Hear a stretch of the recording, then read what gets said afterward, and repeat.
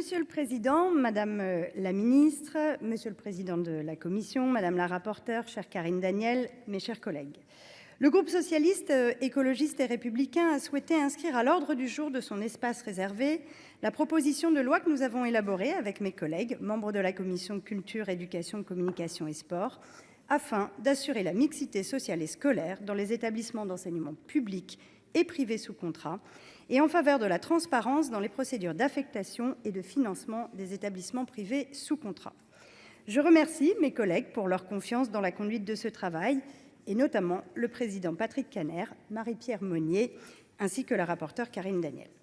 L'examen de cette proposition de loi, déjà très cohérent au mois de juin avant la dissolution, l'est encore davantage aujourd'hui. Fruit d'un travail de plusieurs dizaines d'auditions organisées par notre groupe durant plus de 3 mois, ce texte nous permet d'interroger pleinement les fondamentaux de l'école publique. Où les enfants peuvent-ils encore grandir, se retrouver et apprendre ensemble, si ce n'est au sein de l'école de la République ? Alors que la France est l'un des pays où le milieu social de l'élève conditionne le plus sa réussite scolaire, il est urgent d'agir pour assurer à tous les élèves les mêmes chances de réussite. L'OCDE nous le rappelle, le fossé social explose depuis 20 ans. Désormais, la publication des indices de position sociale, les fameux IPS, suite à une décision de justice contre l'avis du précédent gouvernement, nous offre une cartographie précise et étayée de ce qui n'est autre qu'une ségrégation sociale et scolaire. Et les écarts se creusent. Face à ce constat, notre responsabilité politique est là, qui nous invite à agir. Or, mes chers collègues, il existe dans notre pays de nombreuses collectivités territoriales, des communes, des conseils départementaux et régionaux qui mènent des politiques publiques en faveur d'une plus grande mixité sociale et scolaire. Et la bonne nouvelle, c'est que ces politiques publiques, elles sont efficaces. Elles sont efficaces en termes de réussite scolaire, mais elles le sont également en termes de climat scolaire et de capacité à s'ouvrir aux autres. Alors finalement, l'engagement principal de cette proposition de loi, partant de ce constat objectif, c'est de donner à l'ensemble des collectivités territoriales les moyens d'agir et d'inscrire ces politiques publiques dans un cadre national, celui qui garantit l'égalité républicaine. Il ne pouvait y avoir de lieu plus adapté, je crois, que la Chambre des territoires pour débattre de ces engagements. Cette proposition de loi, elle est articulée autour de 3 axes. Nous souhaitons tout d'abord renforcer les objectifs légaux pour en faire de véritables obligations. Alors qu'il y a plus de 10 ans, la loi de refondation de l'école de la République de 2013, dite loi Peillon, inscrivait dans le Code de l'éducation l'objectif pour l'État de veiller aux objectifs de mixité sociale et scolaire.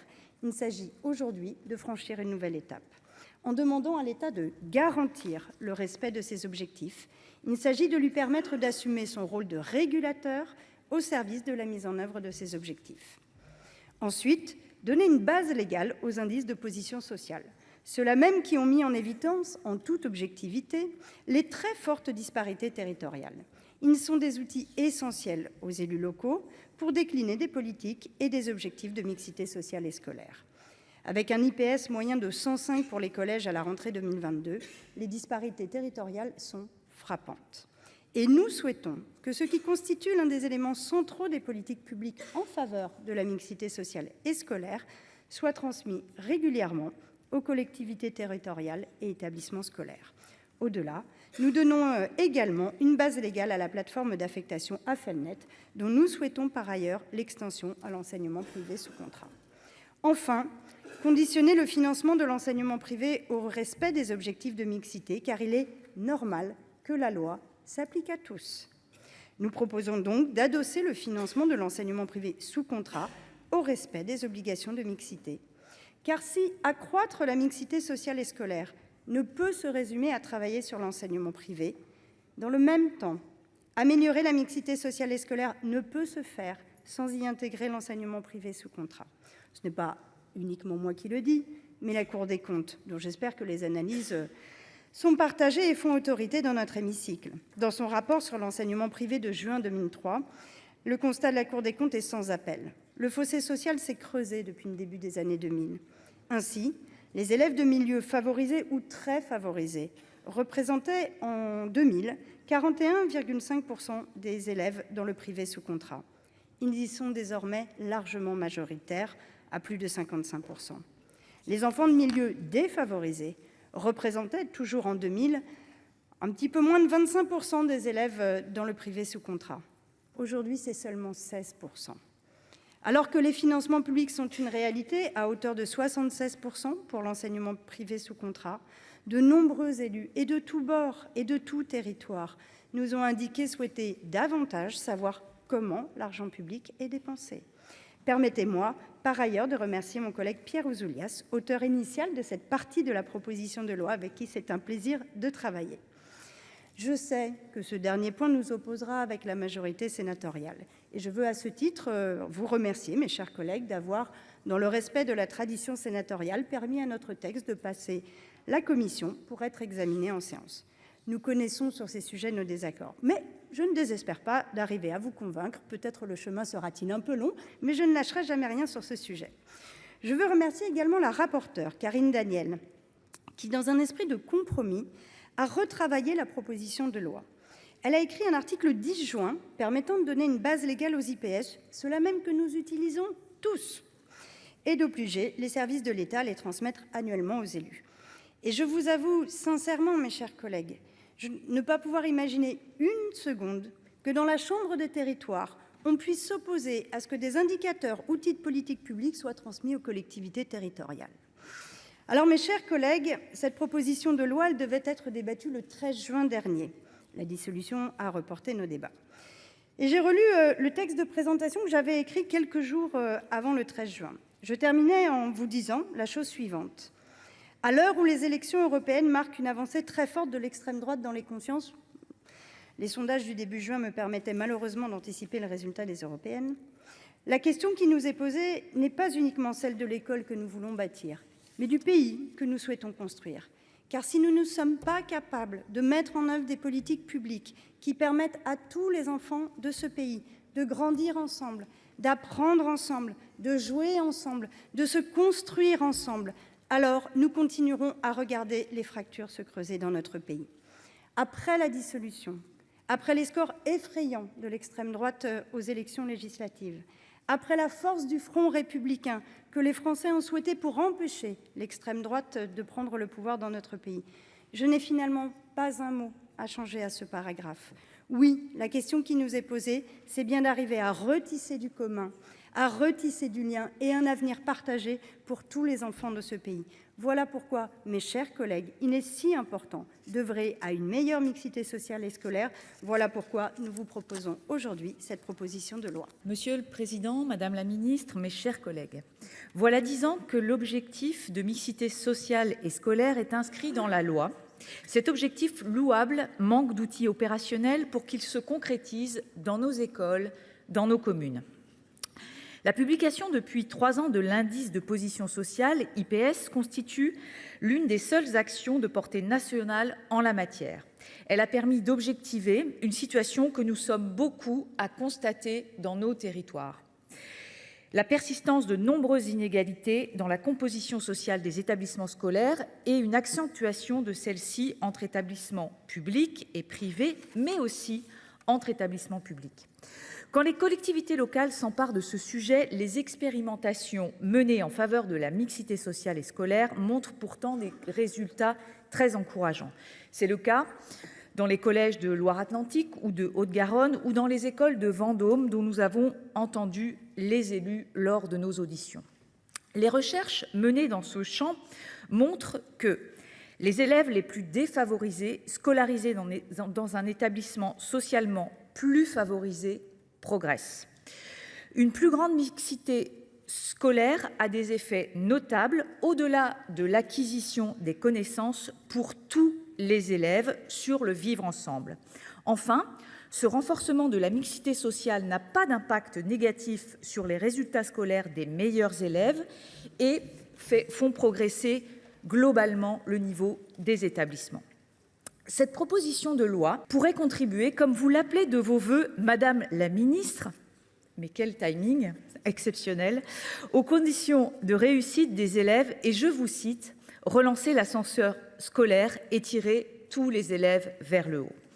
Madame la Ministre, L'un de vos prédécesseurs, Pape Ndiaye, avait souhaité faire du renforcement de la mixité sociale l'un des axes de sa politique. En 2023, il annonçait ainsi un objectif de réduction de la ségrégation scolaire, je reprends ici son expression, des établissements scolaires publics de 20% d'ici 2027.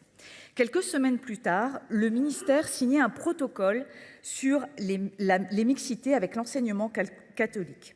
Le secrétariat général de l'enseignement catholique vient d'ailleurs de mettre en place son propre outil de mesure de la mixité, dont les premiers résultats seront connus en janvier 2025. Il a également réaffirmé l'objectif de doublement des élèves boursiers, mais à la condition d'aide sociale renforcée, notamment pour les cantines. Madame la ministre, cette proposition de loi est l'occasion de nous présenter les mesures que vous souhaitez prendre pour renforcer la mixité sociale et scolaire.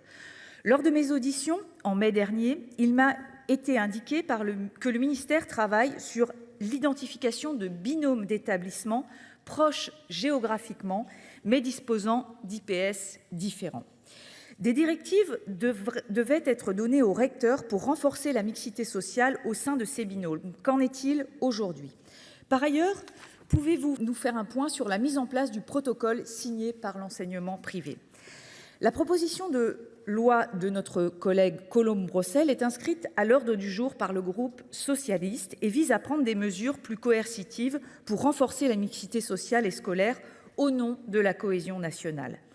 Le texte prévoit notamment l'obligation pour les collectivités territoriales de prendre en compte un impératif de mixité sociale lors de l'implantation de nouvelles classes ou de nouveaux établissements scolaires.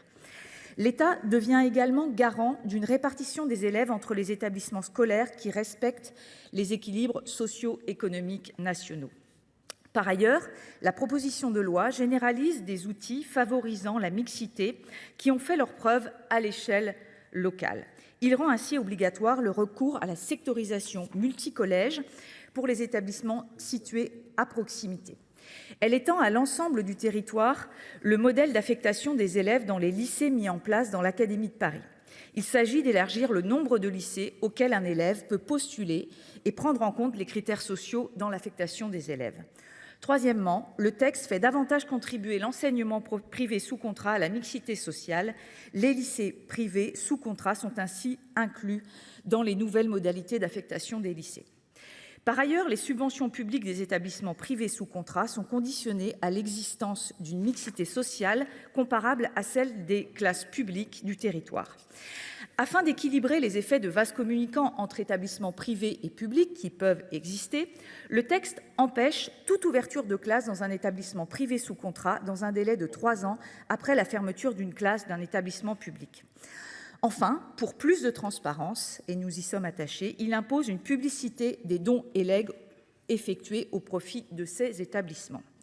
Le dernier axe porte sur l'indice de position sociale. Celui-ci est un outil important pour mesurer les inégalités scolaires et ainsi permettre aux collectivités territoriales de prendre des mesures correctrices. Toutefois, les données sont transmises trop tardivement et de manière assez aléatoire. Face à ce constat, le texte prévoit une transmission annuelle de l'IPS aux collectivités territoriales compétentes ainsi qu'aux chefs d'établissement. Lors de son examen en juin dernier, notre commission a émis un certain nombre de réserves sur ce texte. Toutefois, la tradition sénatoriale qui régit l'examen des propositions de loi des groupes d'opposition a fait que nous pouvons étudier ce texte et j'en remercie mes collègues. Pour ma part, je pense qu'un consensus peut se dégager sur la transmission des IPS. Cet outil doit favoriser le dialogue entre l'éducation nationale et les collectivités territoriales qui, selon ces élus que nous avons beaucoup entendus, méritent d'être fluidifiés. Celles-ci pourront ainsi s'emparer de cet indicateur pour conduire leur politique publique à moyen terme et à long terme. J'insiste sur ce point car nous sommes ici dans le pilotage de politiques publiques de long terme.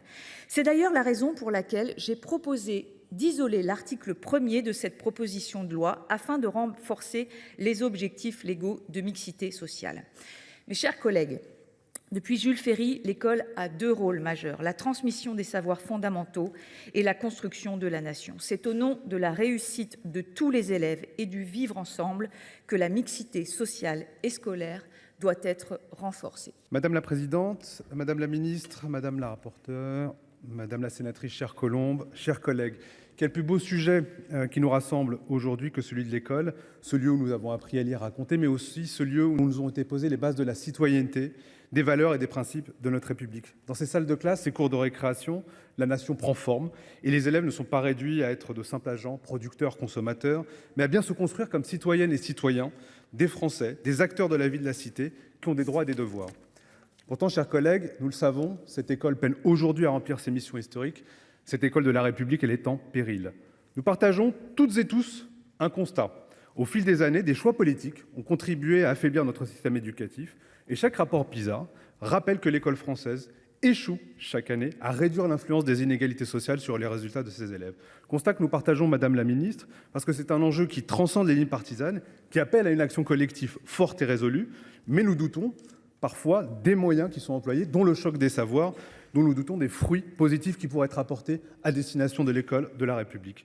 Nous ne pouvons ignorer non plus, chers collègues, la réalité selon laquelle certaines écoles, qu'elles soient publiques ou privées, tendent à concentrer les élèves de milieux favorisés qui bénéficient d'un encadrement familial en moyenne plus fort, qui ont hérité d'un capital culturel plus important, qui leur permet de réussir plus aisément à niveau d'effort égal, tandis que d'autres écoles, publiques ou privées également, suivent le chemin inverse et concentrent les difficultés. La publication des indices de position sociale, les IPS, met en lumière de manière indiscutable et précise ces inégalités socio-scolaires sur l'ensemble du territoire national. Ces IPS sont des outils qui constituent une base de travail solide et qui méritent de se voir octroyer une base légale, comme le prévoit cette proposition de loi. Entendez-le bien, cette proposition de loi veut promouvoir le partage de l'excellence, faire en sorte que chaque enfant, quel que soit son milieu, puisse s'épanouir et développer son plein potentiel. Car c'est cette société juste et équitable que nous pouvons et devons porter, car elle permet de mesurer notre capacité à offrir à tous les enfants de la République, sans distinction, les moyens de sa réussite. Et c'est ça la promesse républicaine que nous devons réussir. En commission, je tenais à saluer la qualité et la concorde républicaine que nous avons pu avoir en échangeant avec, par exemple, le sénateur Max Brisson, qui a reflété ces préoccupations communes que je viens d'évoquer. Ne parlez pas de guerre scolaire, de mon point de vue, ni d'opposer école publique et école privée, ni de blâmer le choix des uns et des autres de scolariser ses enfants dans telle ou telle école. Et je tiens à souligner, vous l'avez évoqué ce matin, Madame la Ministre, tout à l'heure, comme souvent les élus locaux n'ont pas attendu pour expérimenter des solutions innovantes. Je prends pour exemple, vous l'avez dit ce matin, vous avez parlé de Toulouse, le développement d'une politique volontariste en matière de mixité sociale, comme celle appliquée depuis 2017 en Haute-Garonne, à l'initiative du conseil départemental qui a fait ses preuves. La fermeture de plusieurs établissements très défavorisés, la réaffectation des élèves dans des collèges favorisés ont permis de réduire les écarts, non pas avec un nivellement par le bas, les résultats des bons élèves n'ont pas baissé, mais bien par le haut. Le taux de réussite au brevet a sensiblement augmenté pour ces élèves issus des réseaux d'éducation prioritaires, qui de plus affichent des choix d'orientation plus ambitieux. Et je me permets d'exprimer une forme d'inquiétude avec mes collègues quant à l'examen à venir du projet de loi de finances et les annonces, nous avons pu lire ici et là, sur la réduction drastique des moyens des collectivités territoriales en termes de dotation. Lorsque l'on voit la réussite de ce type d'initiative portée par nos collectivités, il y a urgence à préserver leurs moyens de financement dans les prochaines années. Cette proposition de loi que nous sommes amenés à examiner s'inspire donc de ces bonnes pratiques, en fixant dans le Code de l'éducation des outils pour garantir la mixité sociale et scolaire dans ces établissements. Chers collègues, en votant cette proposition de loi sur la mixité sociale et scolaire, nous ne faisons pas seulement un choix politique, nous réaffirmons toutes et tous ensemble notre engagement envers les valeurs et les principes fondamentaux de notre République. Si nous aspirons collectivement à former des citoyens éclairés, capables de contribuer pleinement à la vie démocratique de notre pays, nous avons l'obligation de garantir à chaque élève un cadre éducatif équitable et propice à son épanouissement. C'est ensemble que nous devons remettre sur pied cette école. Et dans l'esprit de transpartisan et de concorde républicaine, je tiens à le redire à nouveau, je nous appelle collectivement à rejoindre cette cause en votant pour cette proposition de loi que notre collègue, je salue à nouveau Colette Brossel pour le travail et aussi l'ensemble des auditions qui ont largement contribué à enrichir notre réflexion collectivement sur cette question. Je vous invite très fortement à voter cette proposition de loi. Le groupe socialiste, écologiste et républicain votera bien évidemment en sa faveur. Le débat existe, la réalité s'impose à nous et nous ne pouvons pas juste détourner les yeux en nous disant que si nous ne regardons pas la difficulté, alors la difficulté va disparaître. Aujourd'hui, les inégalités en matière de mixité sociale et scolaire, et j'insiste sur les deux termes, on parle de mixité sociale et scolaire, c'est pas l'un ou l'autre. Ce n'est pas l'un qui est un supplément d'âme de l'autre, c'est de mixité sociale et scolaire dont notre pays et les enfants de ce pays ont besoin. Nous ne lâcherons rien sur ce sujet.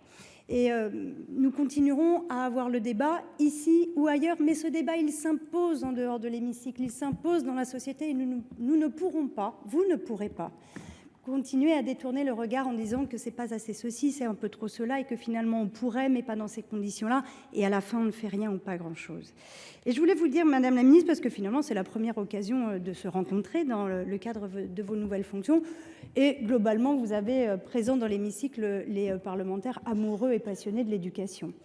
Et c'était donc une belle occasion pour nous de pouvoir échanger avec vous. Vous nous avez dit un certain nombre de choses et je voudrais y revenir. Vous nous avez dit que le manque de mixité sociale et scolaire n'est pas la responsabilité de l'école. C'est factuellement faux, Madame la Ministre, et 15 ans d'études en sciences de l'éducation vous démentent. Vous nous avez dit que vous ne seriez pas la ministre du tri social, mais aujourd'hui vous laissez faire ce mouvement, voire vous l'encouragez en vantant le si décrié et par ailleurs peu mis en œuvre choc des savoirs. Vous pouvez vraiment être persuadé d'une chose, c'est que l'école, elle a besoin d'ambition, elle a besoin de volontarisme, elle a besoin d'engagement.